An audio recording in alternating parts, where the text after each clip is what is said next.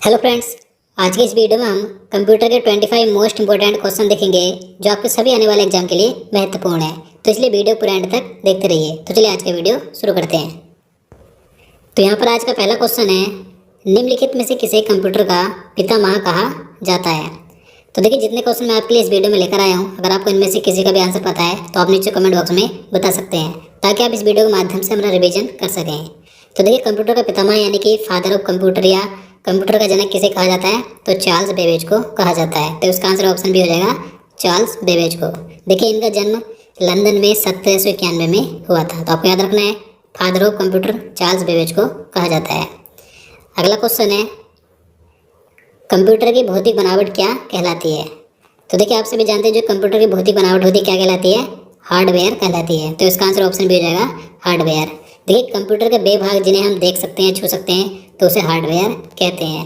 जबकि जो सॉफ्टवेयर होता है, इसे हम ना ही छू सकते हैं ना ही इसे हम देख सकते हैं। देखिए, सॉफ्टवेयर के आधार पर ही कंप्यूटर का हार्डवेयर कार्य करता है। तो आपको याद रखना है। अगला क्वेश्चन है, वह हार्डवेयर डिवाइस कौन सी है जिसे आमतौर पर कंप्यूटर का ब्रेन कहा जाता है। तो देखिए, कंप्यूटर का ब्रेन यानी कंप्यूटर का मस्तिष्क किसे कहा जाता है, तो सीपीयू को कहा जाता है। तो इसका आंसर ऑप्शन सी हो जाएगा सीपीयू को।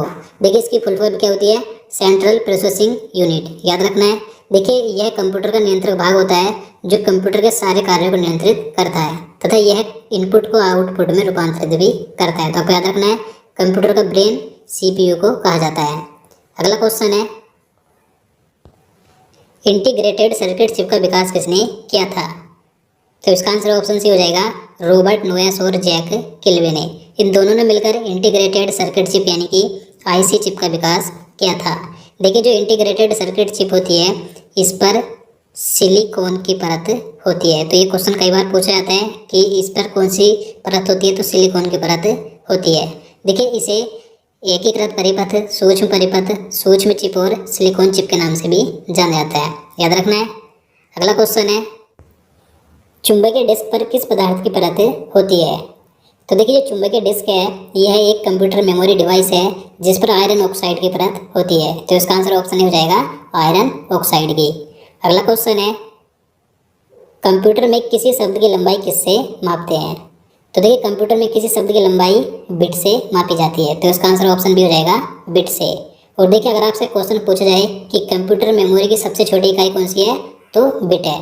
बिट कंप्यूटर मेमोरी की सबसे छोटी इकाई है। और देखिए, मैं आपको बता दूं, 8 बिट मिलकर 1 बाइट बनाते हैं, यानी कि 8 बिट बराबर 1 बाइट होता है। और 1024 बाइट बराबर 1 केबी यानी कि 1 किलोबाइट होता है। इसी प्रकार से 1024 केबी बराबर 1 मेगाबाइट होता है, यानी कि 1 एमबी होता है। 1024 एमबी बराबर 1 जीबी यानी कि 1 गीगाबाइट होता है। और 1024 जीबी बराबर 1 टेराबाइट होता है। 1024 टेराबाइट बराबर 1 टीबी यानी कि 1 पेटाबाइट होता है। तो इसी प्रकार से एक कंप्यूटर मेमोरी की इकाई होती है। लेकिन कंप्यूटर मेमोरी की सबसे छोटी इकाई होती है बिट, जो कि कई बार एग्जाम में पूछी जाती है। याद रखना है।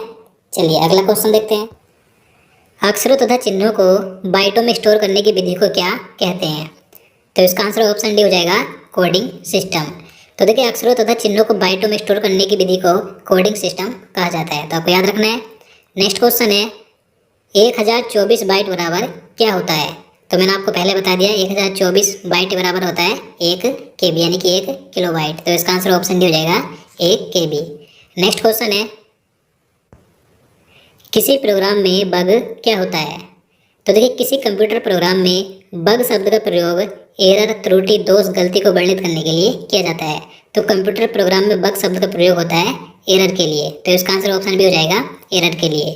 अगला क्वेश्चन है, डिजिटल कंप्यूटर किस सिद्धांत पर कार्य करता है। तो देखिए, जो डिजिटल कंप्यूटर होता है, ये गणना के सिद्धांत पर कार्य करता है। तो इसका आंसर ऑप्शन हो जाएगा गणना के सिद्धांत पर। नेक्स्ट क्वेश्चन है, सर्वाधिक तेज गति का प्रिंटर कौन सा है। तो देखिए, इस क्वेश्चन में बताना है कि सबसे तेज गति वाले प्रिंटर कौन से होते हैं। तो इसका आंसर ऑप्शन ए हो जाएगा लेजर प्रिंटर।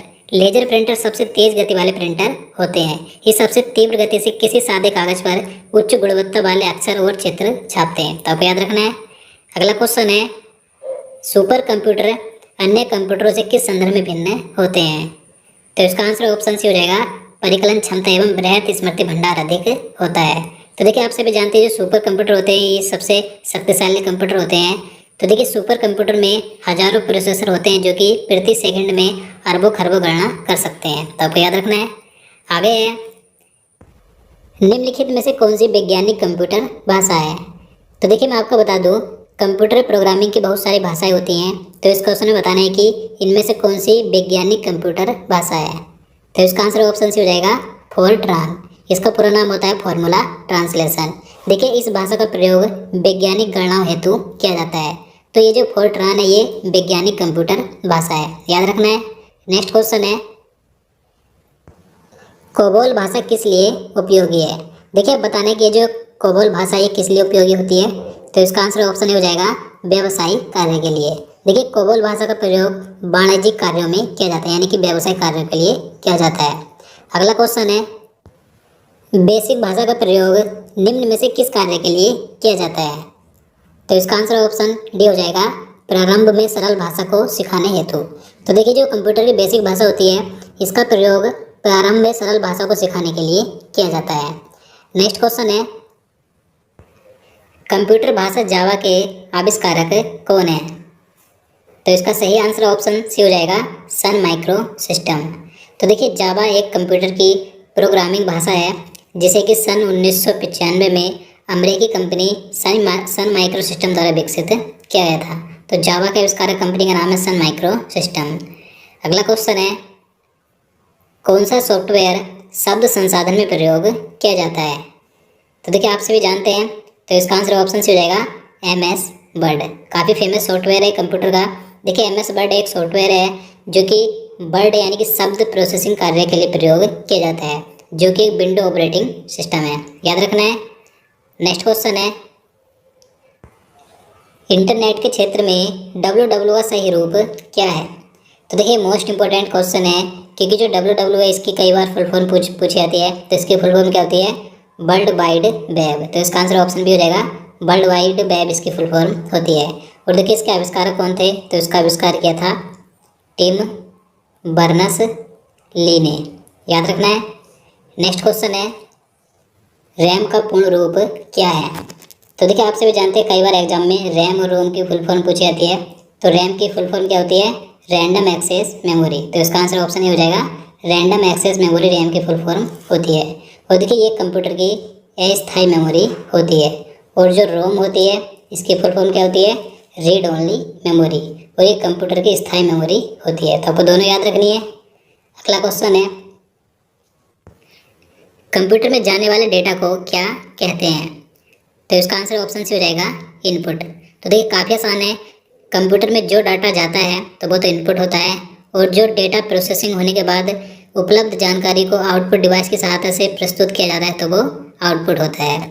अब देखिए यहाँ से क्वेश्चन पूछे जाते हैं कि इनपुट डिवाइस कौन सी है और आउटपुट डिवाइस कौन सी है। तो मैं आपको इनपुट डिवाइस बता दूँ, इनपुट डिवाइस कौन कौन सी होती है, जैसे कि कीबोर्ड, माउस, स्कैनर, माइक्रोफोन आदि। बात करें आउटपुट की, आउटपुट डिवाइस कौन कौन सी होती है, जैसे कि screen, monitor, earphone, printer, projector आदि। तो आपको दोनों का एग्जाम्पल याद रखने कई बार एग्जाम में पूछे जाते हैं। अगला क्वेश्चन है, कंप्यूटर के भाग जो जोड़, घटाव, गुणा, भाग और तुल्यात्मक कार्य करता है तो उसे क्या कहा जाता है। तो उसे कहा जाता है ALU। तो इसका आंसर ऑप्शन हो जाएगा ALU। इसकी फुल फॉर्म होती है arithmetic logic unit. Next question है, LCD का पूरा नाम क्या है। अब देखिए कई बार एग्जाम में LCD और LED की फुल फॉर्म पूछी जाती है, क्या होती है। तो LCD की फुल फॉर्म होती है लिक्विड क्रिस्टल डिस्प्ले। तो इसका आंसर ऑप्शन डी हो जाएगा liquid crystal display LCD full form होती है। बात करें LED की, तो LED की फुल फॉर्म होती है लाइट इमिटिंग डायोड। दोनों याद रखनी है। अगला क्वेश्चन है, क्वेश्चन नंबर 24 है, CTRL, शिफ्ट और ALT को कौन सी की कहा जाता है। तो इसका आंसर ऑप्शन ए हो जाएगा मॉडिफायर की। तो देखिए जो कंप्यूटर कीबोर्ड में CTRL, शिफ्ट और ALT होते हैं तो इन्हें मॉडिफायर की कहा जाता है। मॉडिफायर की कंप्यूटर की एक विशेष की होती है, याद रखना है। रैम किस प्रकार की मेमोरी है। तो देखिए जो रैम होती है यानी कि रैंडम एक्सेस मेमोरी है, यह कंप्यूटर की मुख्य मेमोरी यानी कि प्राइमरी मेमोरी होती है। तो इसका आंसर ऑप्शन डी हो जाएगा मुख्य मेमोरी होती है। मैंने आपको बता दिया है कि ये कंप्यूटर की अस्थायी मेमोरी होती है, क्योंकि देखिए इसमें अचानक कंप्यूटर अगर बंद हो जाए तो इसमें डाटा चला जाता है, यानी कि डाटा खो जाता है, तो इसलिए अस्थायी मेमोरी होती है। और जो रोम होती है ये कंप्यूटर की स्थायी मेमोरी होती है, क्योंकि इसमें अचानक कंप्यूटर बंद होने पर डाटा खोता नहीं है। तो आपको याद रखना है। तो दोस्तों आज के लिए इतना ही। उम्मीद करता हूँ आपको वीडियो पसंद आया। अगर आपको वीडियो अच्छा लगा हो, आपके लिए हेल्पफुल हो, तो प्लीज़ वीडियो को लाइक और शेयर करना, साथ ही चैनल को भी सब्सक्राइब कर लेना। तो चलिए मिलते हैं किसी नई वीडियो में। जय हिंद, जय भारत।